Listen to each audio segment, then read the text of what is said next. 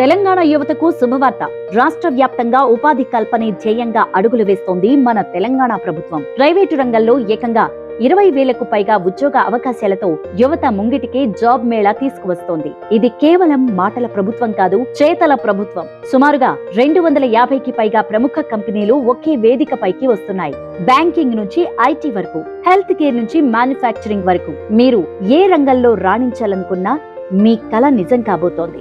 మే 1 నుంచి 12వ తేదీ వరకు జిల్లా కేంద్రాల్లో పండుగ వాతావరణంలో ఈ శిబిరాలు జరగబోతున్నాయి. అభ్యర్థుల కోసం రిజిస్ట్రేషన్ కౌంటర్లు, సహాయ కేంద్రాలు, వైఫై సదుపాయాలు కల్పించాలంటూ కలెక్టర్లకు ఆదేశాలిచ్చింది రేవంత్ సర్కార్. నిరుద్యోగుల పట్ల తనకున్న చిత్తశుద్ధిని చాటుకుంది.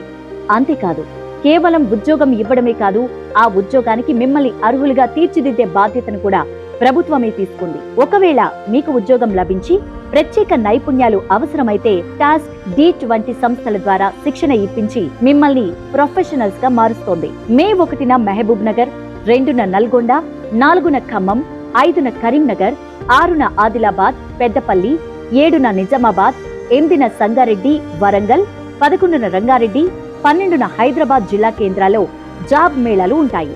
ఇంటర్, డిగ్రీ, డిప్లొమో, పీజీ చేసిన విద్యార్థులు ఈ కింద ఉన్న వెబ్సైట్ లో పేరు నమోదు చేసుకోండి. యువతకు అండగా నిలుస్తూ వారి ఉపాధికి భరోసా కల్పిస్తున్న మన తెలంగాణ ప్రభుత్వానికి ధన్యవాదాలు.